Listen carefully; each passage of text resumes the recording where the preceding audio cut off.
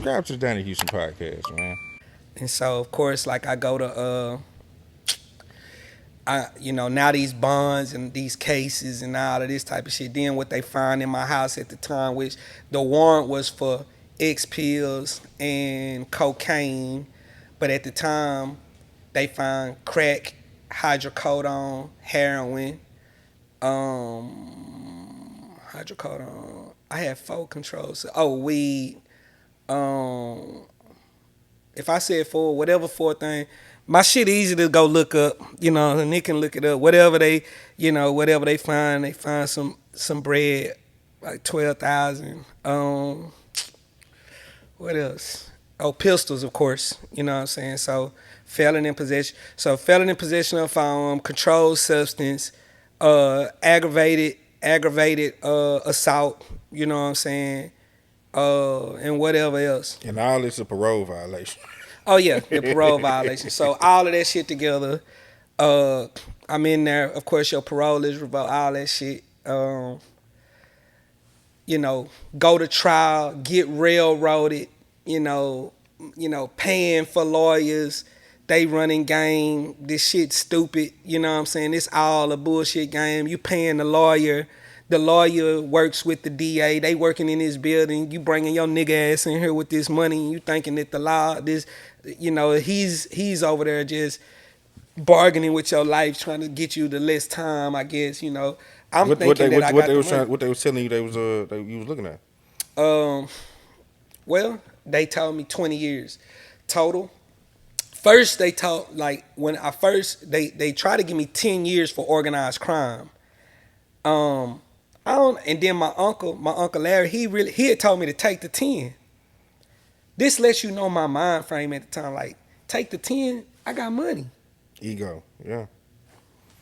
I like how you keep saying ego. Yeah, because the truth about it, that's like some shit like you talk about development, character development. Mm-hmm. That's some shit I've been on serious like the last like year or two, bro. Like really the last year honing in on like ego and not even realizing how much that play a part. You know what I'm saying? In decisions we make. Right. And you don't even realize it. You just thinking like whatever, and it's like, nah, bro, it's ego, and like, is it really necessary? You know what I'm saying? Which go back. I to didn't want to go to prison no more. Yeah, yeah. You might say, well, you doing all of that? What you doing? I got some money. I'm thinking, let me out. Like, just this is state shit. Is how I'm looking at it. That's my mentality. Like, this some state shit. Let me out. I don't want to take no 10 years. My uncle, and then the way we is like really as like a family. Like my uncle, he like, boy, you better take that 10. I heard they trying to give you 10. Take that 10. But he's not saying it stiff and stern because I'm gonna make my own decision. But he just like, man, you ought to take that 10. I'm like, take 10. Fuck no. I'm not gonna tell him fuck no. But I'm just like, So I don't have to take the 10 for sure. Like, man, like I got like another 10 bands to put on this shit. You know what I'm saying? And so, of course, the lawyer is taking the money. Yeah, let me see what I can do here. I'm gonna give you another 10. This is the dumbness of me. I'm gonna give you another 10. I want to get up out of here, type shit, and just some stupid shit. And at the end of the day, I end up going to a jury trial on the assault case. Remember, I'm still thinking that it's the fucking person I shot, right? But it wasn't him. So when it come to find out, it's this nigga, the nigga Andre Taylor, rat ass. Goddamn, he done goddamn me. But he was being used. He was being used by these people. They just wanted to lock me up. Why am I in here for fucking aggravated assault for this guy when I'm like, man, I'm not on this particular case. Like, bro, I'm not even. You had an issue with somebody else, my guy.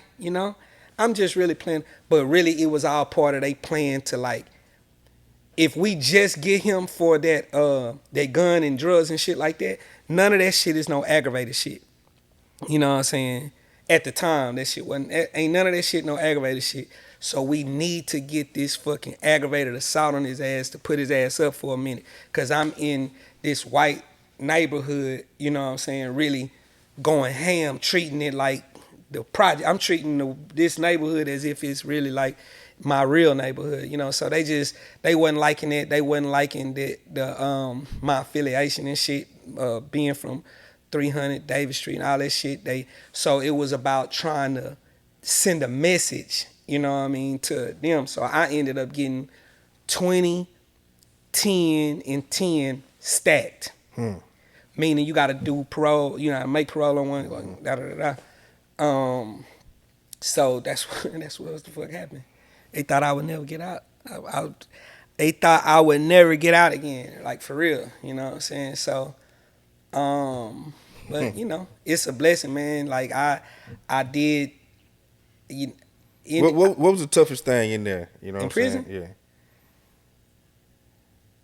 what's the toughest thing in prison? What's the toughest thing? Even if it's something that's like being away from family or whatever, or situations or just certain shit. You know what I'm saying? That whole experience. What was the It's a toughest thing lot of about that tough things experience? about prison.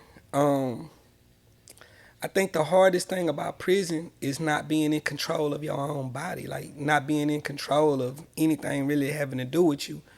Finding like having very small space and having to um, try to have some self-respect and dignity in a place where it is designed to demasculinize you. It's designed to take your your integrity and self-respect. It's designed to make you docile. It's to make you into an animal that can be tamed and be told what to do. You know, um, I take great pride in the fact that I didn't let prison break me. Like and really people that I deal with, you know, in that situation we was able to remain player, remain G, remain like really still cool, even though whatever these people. And it's important to know I wasn't like no regular prisoner, you know, either. So um, I did what the fuck I wanted to do in prison. Like really, you know, I had all of that shit, and it's well known and well documented. I fuck with hoes in jail. I you know, COs. I did all of that shit. I got Did phones. that come from like how did you well how were you able to establish that in there? Establish is a good word. That's the word they use. Establish a relationship. It's just though we all look the same in jail, you know, if you on a certain frequency, man, you gonna get chose. Players get you gonna get chose. You know what I'm saying? And it's not all. It's females choosing, and it's officers that just cut for how you move and just you know, prison is another world. I know you've heard that shit. That shit is real. Prison is a whole nother world. It's a different type of existence than out here. You know, so, you know, me being in that shit, like, for so long, you gotta if you really think about it, I really grew up in prison. You know what I'm saying? So the way I move inside of there and you know, it's some different shit, like all the way around, you know? Like it's hard to think about because it's a lot of pain in there. The pain of losing loved ones out here and not being the pain of not definitely not being there for your seeds and shit like that.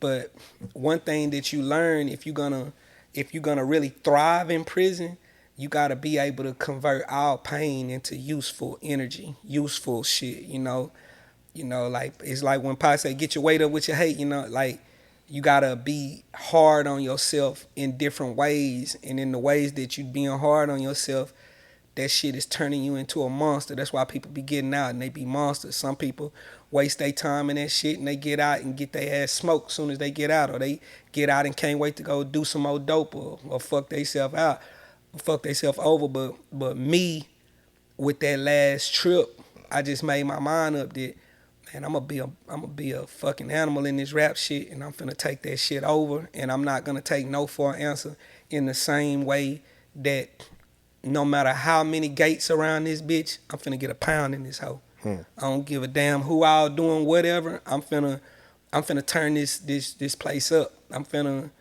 about to get and see. I always thought that I thought that made me. I felt like that in prison doing shit like that. I felt like that made me. I felt like it proved that I was that much of made for the game of selling drugs. That's what I thought. But as I started reading and developing my mind and shit, books like the Law of just finding out about the Law of Attraction, books like The Secret. Like I told you, I done read every book damn near that has something to do with the power of your mind and all of this type of You ever shit. read The Alchemist? Yeah. Yeah. I don't think that you probably ain't gonna be able to name a book that you done read. I'm the one that gives the books out. Me and Jono, we I ain't gonna lie, I'm the motherfucker need to listen to me. When I tell you what books to read what I tell you. Alchemist is great. Anything by James Allen is great. Anything, of course, by Napoleon Hill is great. You know, I think people are real caught up into the 48 Laws of Power, but the best of the books by Robert Greene is Mastery. That's what I'll say, Master. Mastery is something that niggas need to be reading instead of trying to learn how to manipulate somebody. That's what I'm gonna say. 48 Laws of Power, like, yeah, that stuff that don't really make you a good person. It's a popular culture, but the way I look at it, a lot of people be on that though. It's a history book. It's the intention of niggas that make the 48 Laws of Power not a great book. It's a damn good book from a historical standpoint of learning how some of these rules was implemented in order to get certain outcomes and what type of shit to stay away from and to notice in the character of others. That's all great. But another Balthazar Gracian, you up on him? Balthazar Gracian, the book of worldly wisdom, like that shit is a very small book, probably the most powerful shit. Marcus Aurelius, of course, the maxims of Marcus Aurelius, like these. And as I just started making my, imputing that kind of knowledge in myself, I just kind of felt like I was, because knowing that you're gonna go through the ups and downs of whatever you participating in, I just no longer wanted to be in what I was doing, because I understood that the downs of it. If you playing football, the downs of that, you might get CTE, you might, tear your ACL or some shit as far as the downs go. The downs of being in the shit that I'm doing and the way that I do it, I just wanted to, and again, with the learning about the power of my mind, I realized that I was, in the same way as I was radiating the energy and being able to create, experiences inside of prison that a lot of people love, that have been around me throughout these years, I can do this in rap. Like, I can be the biggest rapper. I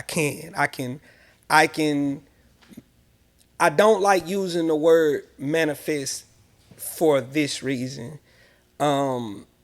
It kind of removes God from the equation. Niggas be like, I manifested.